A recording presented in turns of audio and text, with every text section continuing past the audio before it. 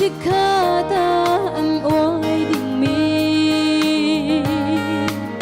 Hilay tung kanun na hinibang inhaliam silo Kosilam kan padlay Zoom tuunaw kan ifyang tang mo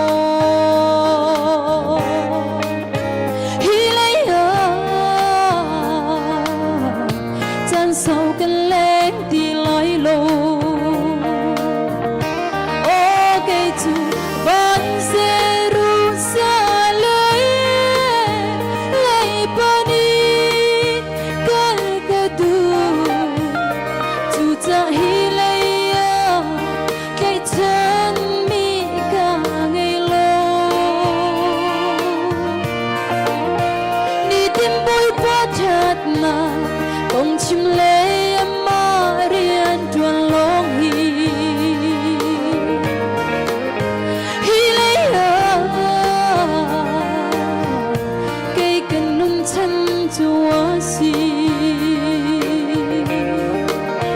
Amen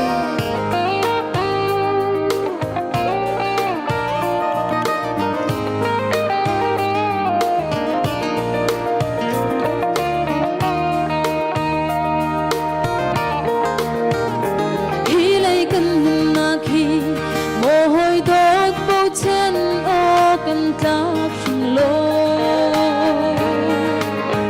mi rum million ngàn lệ mi phim chiếm sang si câu man lo ni khát khát ta chun cần mun na khi par bang in ngoi la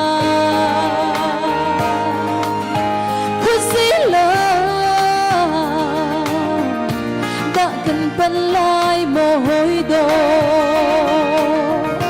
ô cây chu vẫn sẽ ru xa lấy bao đi con cơ tu chu cha hi lấy cây chân mi cả ngày lâu ni tim môi bao chợt na con chim lê